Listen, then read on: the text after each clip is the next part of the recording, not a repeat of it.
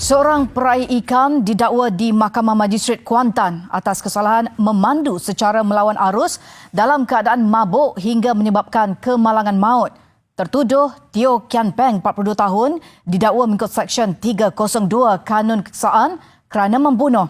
Mengikut pertuduhan, Teo didakwa membunuh Irwan Herman Kamarudin kira-kira jam 9.20 malam 25 Mei lalu di Jalan Pintasan Kuantan dekat Bukit Rangin. Sabit kesalahan boleh dihukum gantung sampai mati. Tiada pengakuan direkodkan daripada tertuduh. Magistrate Najwa Hashim menetapkan 8 Julai depan untuk sebutan semula kes, sementara pihak pendakwa menanti laporan bedah siasat, laporan kimia dan laporan forensik disiapkan. Mahkamah juga tidak membenarkan tertuduh dijamin.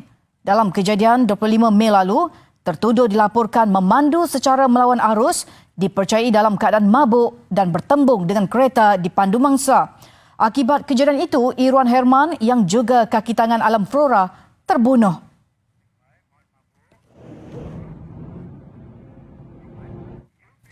Sementara itu, di Mahkamah Magistrate Kuala Lumpur, seorang lelaki didakwa atas pertuduhan memandu di bawah pengaruh alkohol sehingga menyebabkan kematian penghantar makanan awal pagi tadi.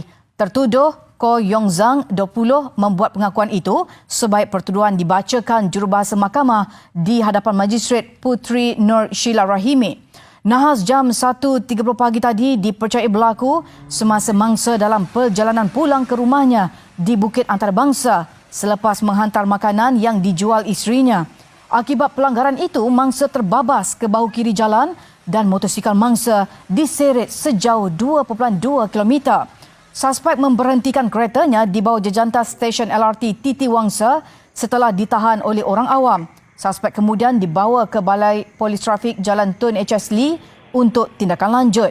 Hasil ujian mendapati pernafasan suspek mengandungi alkohol yang melebihi had. Kes disiasat ke Seksyen 44-1 Akta Pengangkutan Jalan 1987.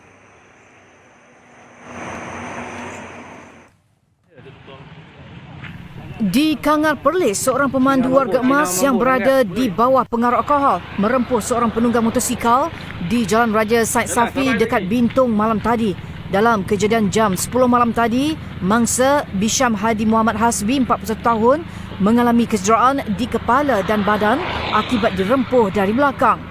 Ketika kejadian, mangsa dikatakan dalam perjalanan pulang dari kedai runcit bampiran sebelum dirempuh kereta dipandu suspek berusia 63 tahun.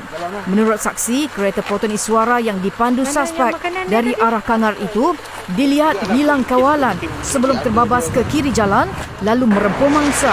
Sementara itu, Ketua Polis Daerah Kangar, Superintendent Warikiu berkata, polis menerima panggilan kecemasan dari orang awam kira-kira 10 minit selepas kejadian.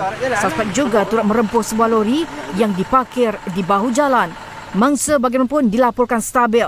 Suspek didapati melarikan diri sejurus tiba ke hospital namun ditahan semula sejam kemudian. Hasil ujian alkohol terhadap suspek mendapati dia memandu dengan kandungan alkohol melebihi had yang ditetapkan. Suspek direman 2 hari sehingga esok. Kes disiasat ke Seksyen 44-1 Akta Pengangkutan Jalan 1987.